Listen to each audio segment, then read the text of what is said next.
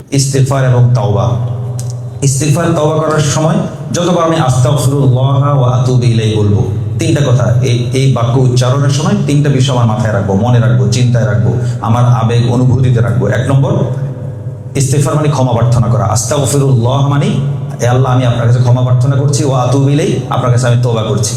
এই কথা যখন বলবো তিনটা বিষয় মাথায় রাখবো, তিনটা আমার ব্যাকগ্রাউন্ডে আমার তিনটা চিন্তা রাখবো। এক নম্বর হলো আমি অতীতে যত গুনাহ করেছি সব গুনার কথা আমি আল্লাহর কাছে স্বীকারোক্তি দেবো, আল্লাহ আমি অতীতে যত গুনাহ করেছি সেটা আমি স্বীকার করছি, এক।